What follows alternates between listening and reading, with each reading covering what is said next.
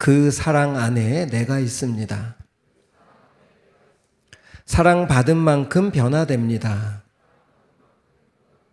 하나님은 말씀이십니다. 그 말씀 안에 능력이 있습니다. 말씀을 듣는 만큼 살아납니다. 내 마음을 주님께 엽니다. 아멘. 자, 지금 30분이니까 딱 30분 안으로 말씀이 맞춰지니까 집중해서 우리 말씀을 들었으면 좋겠습니다. 자, 지난주 말씀을 좀 복습해 보면 이스라엘 백성들이 광야를 지나 요단강을 건너 여리고성을 정복하고 또 이어서 아이성까지 정복하는 꽤 많은 에너지를 쏟았어요. 그러니까 하나님은 여호수아와 이스라엘을 에벨산으로 인도합니다. 그리고 에벨산에 올라와서 제단을 쌓고 예배케 하죠. 근데 예배케 하는데 일반 예배가 아닌 일반 예배, 일반 제단은 아주 정교하게 피라미드를 쌓듯이 잘 쪼개서 다듬어서 제단을 쌓게 되어 있었어요. 그런데 하나님 그런 거 하지 말라는 거예요. 있는 그대로 와라. 그냥 자연석을 쌓아서 하나님과 교통하자, 교제하자. 여러분, 그래서 쉼이라는 것은 바로 하나님 앞에 무장해제되는 거예요. 막 포장하고 뭔가 인위적으로 억지로 뭔가를 드리는 것이 예배가 아니라 그냥 나의 실패한 모습 그대로 그렇게 하나님 앞에 자연 그대로 나오는 것이 하나님께는 가장 큰 기쁨인 거죠. 그래서 이스라엘 백성들에게 에발산으로 잠시 전쟁을 멈추고 옮기신 첫 번째 이유는 쉼이었어요. 안식이었어요. 아무것도 하지 말고 무장해제되는 시간.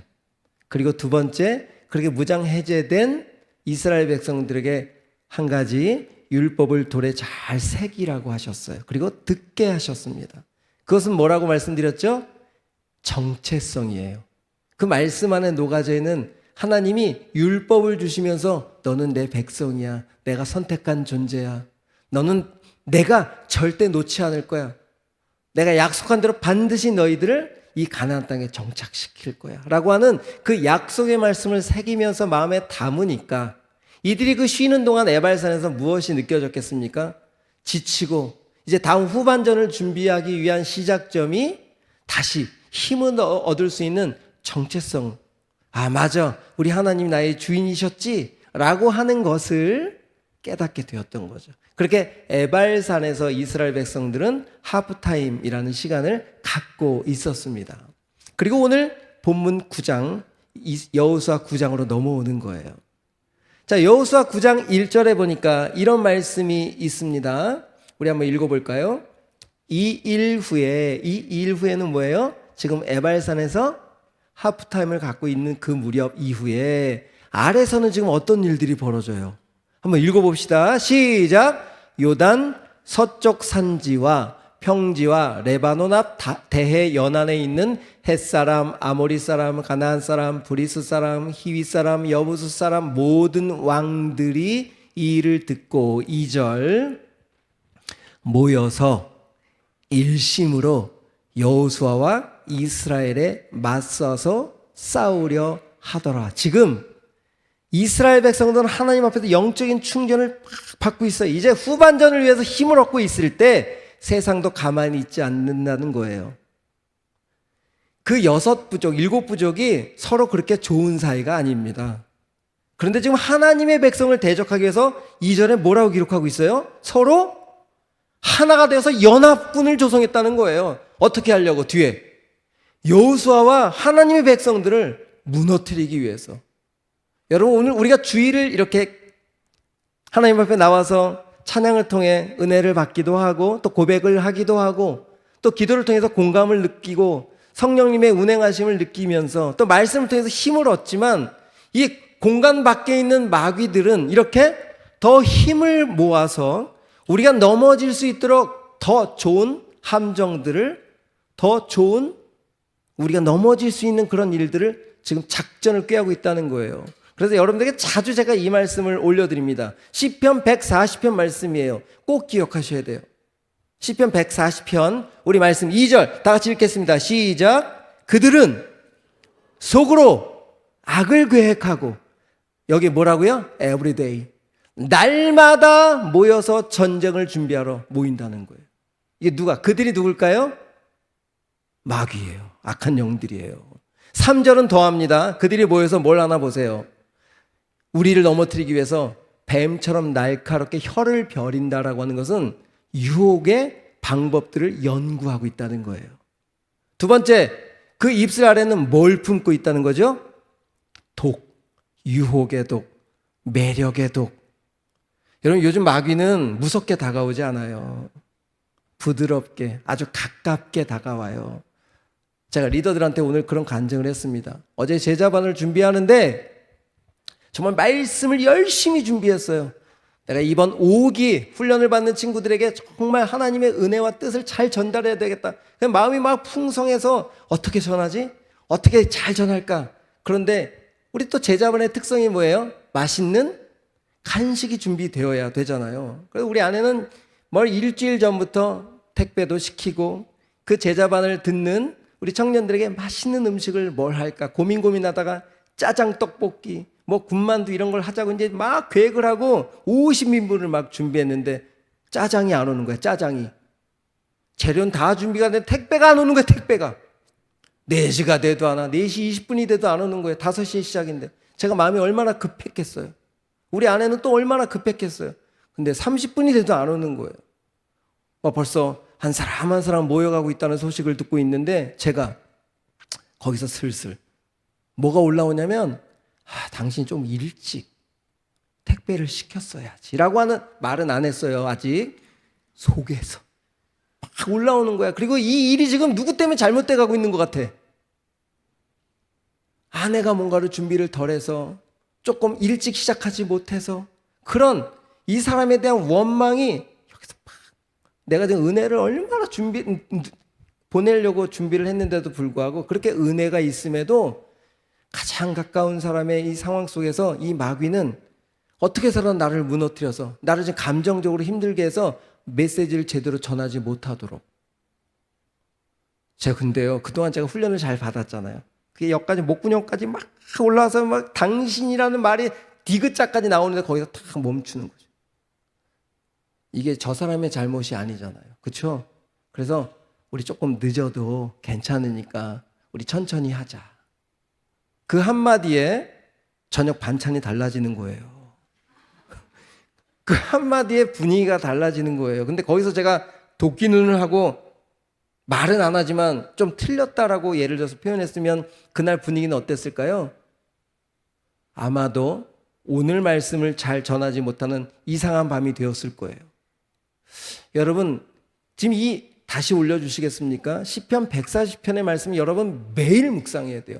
순간순간 묵상해야 돼요. 여러분들이 지금 죄에 딱 빠져서 누군가를 유혹하고 누군가를 좀 정죄하려고 하고 누군가를 미워하는 마음이 올라올 때마다 그들은 속으로 악을 꾀하고 날마다 나를 넘어뜨려서 하나님의 평강이 깨지게 하는 것이 그들의 목적이라는 거야. 여러분들이 그리스도인의 사람으로 살지 못하도록 방해하는 것이 걔네들의 목적인 거예요. 어떻게 해서든 여러분의 눈을 여러분의 입을 망각시켜서 안 좋은 소리가 튀어나가도록. 자, 오늘도 여러분에게 얼굴을 보면 저는 점쟁이가 아니라 다 할 수는 없지만 인상을 쓰고 있으면 뭔가 문제가 있어서 올 수도 있는 거예요. 그리고 오늘 예배 잘 드려야지 하면서도 오면서 차 안에서 싸울 수도 있는 거고. 여러 상황들이 얼마나 이 독이 매력적인지 몰라요.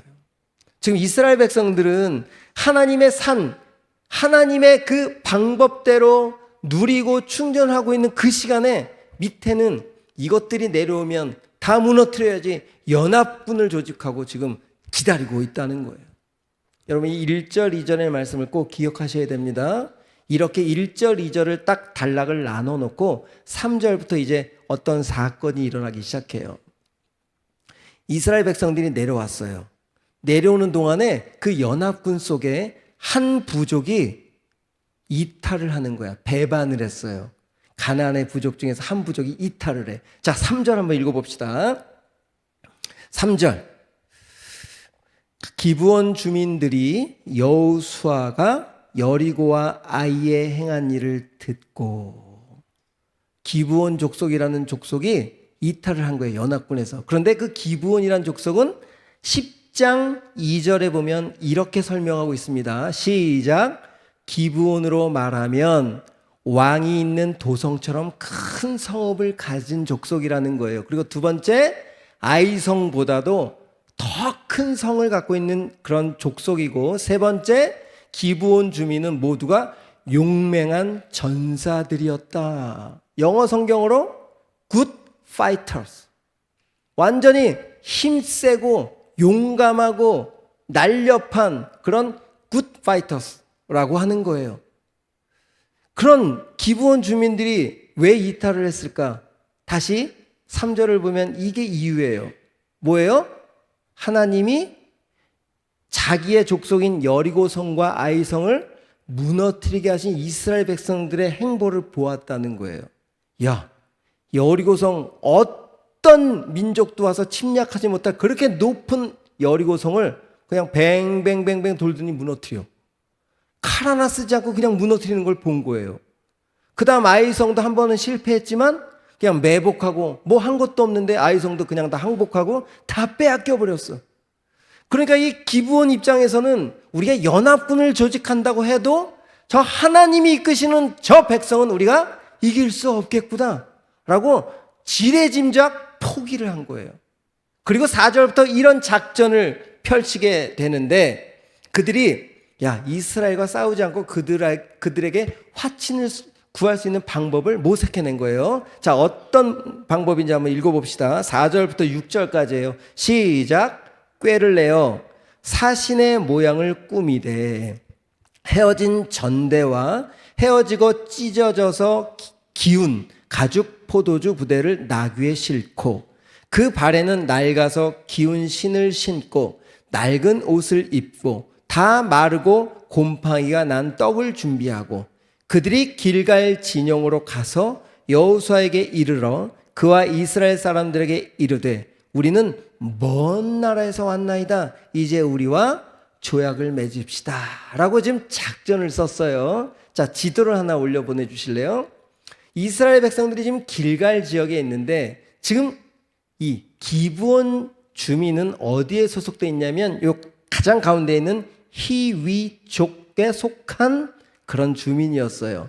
히위족에는 여러 성읍들이 있는데 그 히위족에 속한 한 성읍에 속한 주민이 바로 기드온 주민이었어요. 그러면 지금 세겜이라고 하는 옆에 그리심산 옆에 에발산이 있듯이 지금 이스라엘 코앞에 있는 족속의 한 주민이 멀리서 온 것처럼 좀 꾸몄다는 거죠. 이제 이해가 되세요? 이들이 작전을 쓴 것이 왜 멀리서 온 것처럼 전대가 다 헐고 내가 먹던 그 음식이 다 곰팡이가 난 것처럼 왜 이스라엘 백성들이 보이기까지 해서 화친을 하려고 했을까? 라고 하는 것이 여러분들이 좀 생각해 봐야 되는 거예요. 자, 이들이 자기들이 아까 우리가 읽은 것처럼 정말 용맹한 군사였지만 그 세상의 힘과 가진 것 무기로 저 하나님의 백성을 이길 수 없다는 것을 인식을 하고 이들이 그 하나님의 백성에 종속되고자 그 백성 앞에서 무릎을 꿇고자 작전을 썼는데 정보들을 막 수집한 거예요. 정보력을 막 다 동원한 거예요. 야, 저들하고 화친할 수 있는 방법이 뭔지 찾아보자. 그래서 모든 정보력을 동원했는데 어디까지 정보력을 동원했느냐? 야, 가만히 보니까 저 이스라엘 민족을 이끄는 하나의 큰 축이 하나 있는데 바로 율법이라는 거더라고. 그 율법 두루마리를 다 받아와. 그래서 다 창세기부터 다 읽어본 거예요. 거기서 혹시 허점이나 있나? 우리가 살 길이 있나? 그랬더니 이 말씀이 있는 거예요. 신명기 20장 모세 율법서까지 이들이 다 뒤진 거야. 그 허점을 찾아내기 위해서. 이렇게 열심히 일하는데 조는 사람은 뭐지? 자, 신명기 20장 시작. 내가 어떤 성읍으로 나아가려 치러할 때에는 그 성읍에 먼저 화평을 선언하라. 하나님이 이스라엘 백성들이 하시는 말씀이에요. 자, 12절. 그 성읍이 만일 화평하기로 회답을 하면, 인정을 하면 너는 그들을 향해서 성문을 열어줘라. 그리고 그들을 받아줘라. 그리고 너희들을 섬기게 종으로라도 품어줘라 라고 하는 이 조약을 발견한 거예요. 야, 저들하고 화친을 할 수 있는 방법이 뭐예요? 먼저 수그리면 되는구나. 내가 화평을 선언하면 되는구나. 내가 당신들의 종이 될 테니까 살려달라고 하면 되는구나 라고 하는 이 포인트를 딱 붙잡은 거예요. 또 하나 15절을 읽어볼까요? 15절, 내가 내게서 멀리 떠난 성읍들 곧 이 민족, 가나안 민족들에게 속하지 아니한 성읍들에게는 좀 다르게 행동하라라고 예외 조항을 두신 거예요. 이걸 찾은 거지. 그러니까 지금 가까이 있는 히위 족속이지만 먼 나라에서 온 것처럼 그렇게 꾸며서 화친을 맺으려고 가게 된 거예요. 참 이들의 열심 이해되죠? 그래서 여기서 우리가 한번 생각해 봅시다. 정말 이 이방인들도 좀 속이면서 자기의 살 길을 찾는 만큼의 이 열정, 이것이 정말 올바른 것일까라고 하는 사실 좀 기억하시면서 계속해서 한번 이 말씀을 이어가 보면 좋겠어요. 우리가 살 길은 이 신명기에 기록한 대로 저들의 율법서대로 저들은 이 율법을 지켜야만 사는 민족이더라. 우리가 이 율법대로 이것을 이용하면 우리가 살 수 있겠지? 라고 이 말씀을 붙잡고 간 거예요, 이방인들이. 그랬더니 여호수아하고 이스라엘 백성들이 그를 본 거야. 진짜 먼 나라에서 온 것처럼. 그러니까 어떻게 합니까? 이들의 행색을 보고 가나안 족속 아니야? 그런데 행색을 보니까 아니니까 받아준 거예요. 이렇게 오늘 본문에서 이야기하고 있습니다. 14절 15절 시작. 무리가 그들의 양식을 취하고는 어떻게 할지를 여호와께 묻지 아니하고 여호수아가 곧 그들과 화친하여 그들을 살리리라는 조약을 맺고. 지금 여기에 기록한 대로 이스라엘 백성은 한 가지의 실수를 했지만 그들과 화친이 되었어요. 자, 그러면 지금 기본 입장에서 작전이 성공했어요? 성공하지 않았어요? 성공했어요. 자기 주민들이 다 살게 되었어요. 근데 이스라엘 백성들 입장에서는 하나님께 묻지 않고 하나님의 법대로 한다면 가나안 7족속은 진멸해야 되는 거거든요. 그 진멸하라고 하는 이유가 뭘까요? 그들이 섬기고 있는 우상들을 그들을 받아들였을 때 너희도 분명히 우상을 섬기게 될 것이고 그들의 문화에 복속되어서 너희들의 정체성을 잃어버릴 거야. 그래서 진멸하라고 하신 건데 하나님의 이 명령을 정확하게 알아보지도 않고 그 외모만 보고 받아들인 이스라엘 백성들의 앞으로의 모습은 어떨까? 이제 이런 것도 이제 고민을 해보시면서 자, 우리는 오늘 이제 여기까지가 우리 오늘 본문이 주는 내용입니다. 이제 성경을 이제 말씀을 정리해 볼게요. 여러분, 기브온 주민들이 이 한 거짓말이 문제가 될까요? 하나님 거룩하신 분인데. 그렇다면 여리고성에서 라합이 한 거짓말은 어떻게 되죠? 라합도 이스라엘 정탐꾼이 왔을 때 숨겨놓고 그 여리고성의 군인들이 왔을 때 도망갔다. 저 문을 향해서 갔다라고 거짓말을 했어요. 그런데 그 라합은 하나님으로부터 구원을 받았거든요. 이런 성경에 나오는 곳곳에 거짓말, 속임수들이 있는데 지금 이 기브온도 어떻게 되느냐? 이 이스라엘이 화친 조약을 맺으면 이들이 나중에 기드온 족속이라는 것이 발견돼도 죽일 수가 없어요. 왜? 하나님의 법이었으니까. 종으로 계속 살게 해줘라고 하는 법이 있기 때문에 기브온 족속은 향후 계속해서 이스라엘 백성과 함께 살게 됩니다. 그건 나중에 제가 조금 말씀드릴 거예요. 이제 정리할 때. 자, 그렇다면 지금 이스라엘 백성들 앞에 속이고 자기의 살 길을 찾았던 기브온 이 주민들의 이 거짓말을 어떻게 볼까? 먼저 하나님은 이들의 상태를 보는 거예요.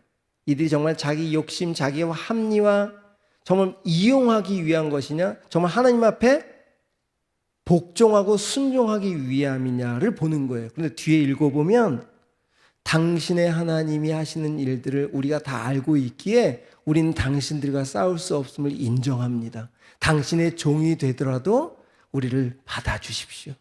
당신들의 허드렛 일을 내가 하더라도 우리가 하더라도 살려주십시오 하고 아주 납작백기를 들어요. 여러분, 여기 하나님의 은혜가 숨어 있습니다. 우리도 하나님 앞엔 진멸의 대상들이에요. 태어날 때부터 죄인으로 태어났기 때문에 하나님의 거룩이라는 기준 앞에 우리는 나갈 수가 없는 존재들이에요. 우리 예배 1시간 드리는 것도 집중하지 못하는 많이 마음이 흐트러져 있는 사람들이에요. 하나님 없이도 충분히 살 수 있는 사람들이에요. 그렇게 살면서 주일날 예배 오는 거 떳떳하게 올 수 있는 이유가 뭘까요? 하나님의 이런 넓은 받아주심 때문인 거예요. 기브온 족속의 상태가 이스라엘 백성들도 아니었어요. 이방인이었습니다. 하나님의 기준의 잣대로 볼 수 없었던 거예요. 라합도 마찬가지죠. 여러분, 우리도 이방인이에요. 우리는 하나님을 떠난 죄인, 마귀에 소속되어 있는 존재들이기에 우리가 하나님 앞에 설 수 없는 존재들인데 우리가 앞에 설 수 있는 이유가 뭘까요? 기브온 족속을 받아주신 이유가 뭘까요? 우리 대신 예수 그리스도 그 아들 창세전부터 십자가에 이미 우리를 대신해서 그 대가를 치러 놓으셨기 때문에 우리 주님은 누구라도 주님 앞에 항복하고 나오는 자들을 다 받아주시는 거예요. 이게 하나님의 사랑이라는 겁니다. 기브온 주민이 잘했다 못했다를 보신 것이 아니라 이들이 하나님 앞에 정말 항복하고 하나님의 백성이 되고 싶어서 나왔다면 나는 받아주겠다. 기브온 족속을 받아줬기 때문에 우리가 오늘 하나님의 자녀가 된 거예요. 이렇게 하나님은 우리들이 잘한다고 받아주시고 우리가 열심히 한다고 받아주시는 것이 아니라 정말 우리의 있는 모습 죄인 그대로 나와왔을 때도 우리를 받아주시는 분이다 라고 하는 것을 오늘 본문의 첫 번째로 말씀을 해 주시는 겁니다. 여호수아 9장 25절 보십시오. 이 기브온 족속들이 한 얘기예요. 보소서, 이제 우리가 당신 손에 달려있다는 거예요. 우리를 죽이든지 살리든지 마음대로 하십시오. 이만큼 그렇게 살겠다고 하나님 앞에 나온 우리들의 모습을 기브온의 족속과 연결시켜 보면 지금 하나님은 거짓말을 했다, 안 했다라고 판단하는 것이 아니라 그 마음의 의도와 중심을 보고 계신다라고 하는 것을 꼭 기억하셔야 됩니다. 두 번째, 마지막으로 우리 찬양팀 이미 다 준비가 돼 있네. 자, 드럼도 자리에 앉아주시고. 자, 사단의 속임수를 한번 생각해 봅시다. 이 기브온 주민들이 몇 가지 술책을 사용했는데 낡고 헌 여러 가지 것들을 이렇게 좀 약하게 보였어요. 이 모습을 통해서 하나님은 우리들에게 이스라엘 백성들이 무너졌잖아요. 철저하게 분별하고 그들을 거절했어야 되는데 넘어졌잖아요. 그 이스라엘 민족 하나님의 백성들이 넘어진 그 모습을 통해서 오늘날 우리들에게 말씀해 주시는 거예요. 너희들 정에 약하면 안 돼. 꼭 기억하셔야 돼요, 여러분. 마귀는, 이단들은 정으로 다가오는 거예요. 따뜻하게 다가옵니다. 우리가 혹 넘어갈 수 있도록. 여러분, 정에 약하면 안 돼요. 그래서 갈라디아서 5장 24절에는 정과 욕심을 십자가에 뭐 박아라, 박았다, 끝났다라고 사도 바울이 말씀까지 하고 계세요. 우리 정에 약해서 마귀의 유혹에 쉽게 넘어갑니다. 꼭 기억하시라는 거예요. 우리 이스라엘 백성들이 무너지지 않도록. 두 번째, 이스라엘 백성들이 들뜨도록 당신의 하나님 대단해. 너희들 정말 용맹하더라. 너희들 우리가 어떻게 이길 수 있어? 라고 하는 두 번째 방법은 뭐냐면 아름다운 말이에요. 여러분, 아름다운 말로 우리 사단이래. 아름다운 말로 사단들이 다가옵니다. 아주 좋은 말로 너 괜찮아. 우리 한번 해볼까? 그럼 제가 이야기를 우리 리더들한테는 오늘 했는데 오늘 어떤 이단 집단이 청주에 몇 시까지 모이라고 다 불러 모았어요. 그 지령을 내가 지워주세요. 공식적인 예배니까. 이 지령을 어느 분을 통해서 제가 받았어요. 제가 아닙니다. 그런데 지금 이들이 얼마나 교묘하게 그들이 모여서 이 하나님을 믿는 백성들을 무너뜨리게 한 작전들을 쓰고 있는지 몰라요. 근데 정말 아름다운 말들, 좋은 이야기들을 통해서 우리를 포섭해 가려고 하고 있는 거죠. 여러분, 갈라디아서 2장 4절 말씀 읽고 이제 찬양할 텐데 우리 다 같이 읽어봅시다. 오늘 이 본문은 기브온이 잘했다, 이스라엘이 못했다가 아니라 이 본문 속에서 오늘 우리들에게 하고 싶은 말씀이 무엇인지를 여러분들 들어야 되는 거예요. 그리고 다음 주에 결론을 내도록 하겠습니다. 다 같이 읽어봅시다. 이는 가만히 들어온 거짓 형제들 때문이라. 그들이 가만히 들어온 것은 그리스도 예수 안에서 우리가 가진 자유를 엿보고 우리를 마귀의 종으로 삼고자 하며. 여기 가만히라고 하는 단어가 바로 아름다운 말, 정로라고 하는 의미가 숨어져 있어요. 여러분, 요즘 우리가 왜 쓰러지고 넘어지는 줄 아십니까? 우리가 이런 것에 목말라 있어서 그래요. 너무 정에 목말라 있어요. 너무 좋은 말만 듣고 싶어요. 그래서 교회에서 목사님들이 조금 책망하는 말을 들으면 그냥 바로 실족해버려요. 공동체를 떠나기도 하고. 여러분, 올바른 말을 책망을 하는 어른들이 있어야 우리가 기준이 잡혀요. 그래서 어른들이 필요한 거예요. 인생을 살면서 많이 넘어져 보고, 지금 이스라엘 백성들 여호수아가 기브온 족속을 통해서 넘어져 봤어요. 이제 두 번 다시 넘어질까요? 그렇게 인생을 살면서 넘어지면서 배우는 거예요. 하나님은 넘어진 것을 뭐라고 하는 것이 아니라 넘어짐 속에서 배움이 필요하다는 거예요. 여러분, 꼭 넘어졌을 때 넘어져 있지만 말고 배우셔야 돼요. 아시겠죠? 그래야 내가 강건해집니다. 다음 스텝을 밟을 때 또 실수하지 않게 되는 거예요. 여러분, 이렇게 이 기브온 사람들이 하나님 앞에 철저하게 항복을 했을 때 하나님이 받아주셨어요. 이 기브온 족속들이 어떻게 결론이 됐을까? 다음 주에 우리 찬양할까요? 은혜로 날 보듬으시고 우리 찬양합시다. 사랑으로 품어주셔도 내 마음 한 자락도 지키지 못하는 이 모습 부끄럽습니다. 우리 찬양하며 나갑시다. 은혜로 날 보듬으시고 사랑으로 품어주셔도 내 마음 한 자락도 지키지 못하는 이 모습 부끄럽습니다. 우리 다시 한번 처음부터 은혜로 날 보듬으시고 사랑으로 품어주셔도 내 마음 한 자락도 지키지 못하는 이 모습 부끄럽습니다. 따스한 곁을 내어주신 따스한 곁을 내어주신 주님 앞에 나아갑니다.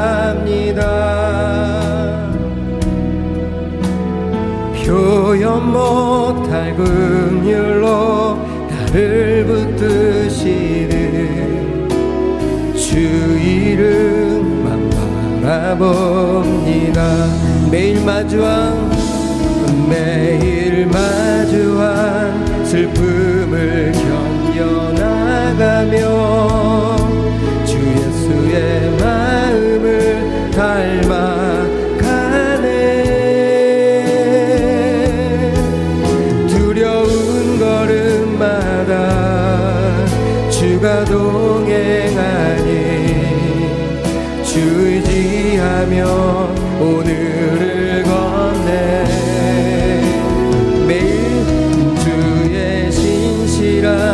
소망을 깊이 담으며 주 예수의 풍요를 채워가네.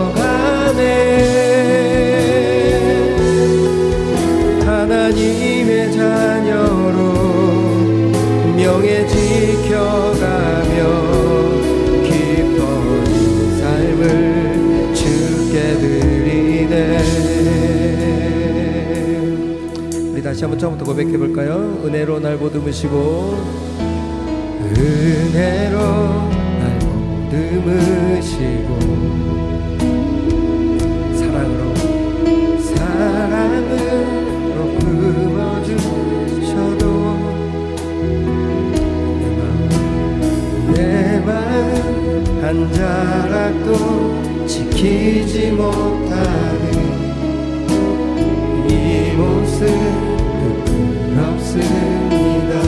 따스한 곁을 내어주신 우리 주님, 따스한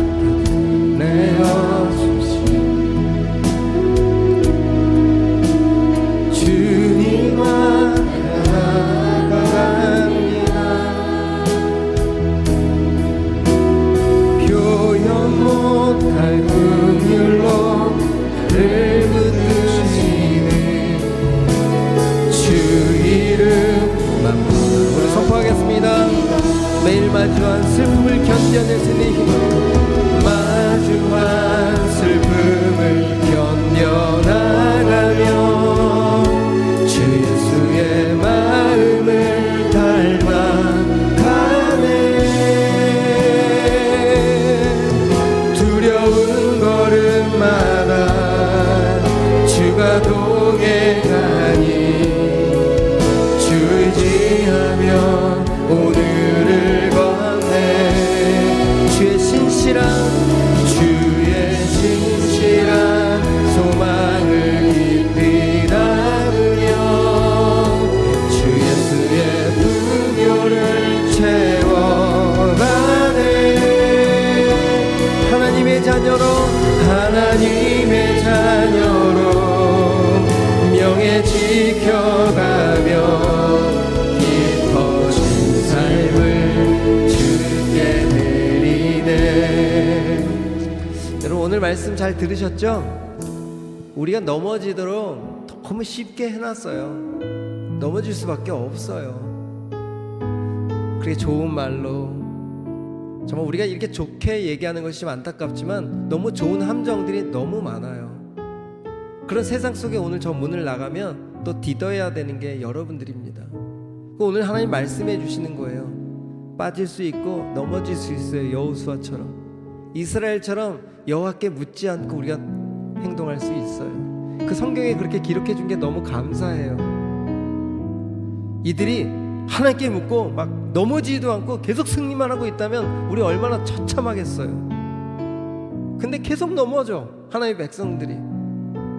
그런데 그럼에도 불구하고 우리 하나님은 계속 내 백성이라고 하는 거예요. 그래서 오늘 이 찬양을 골랐어요.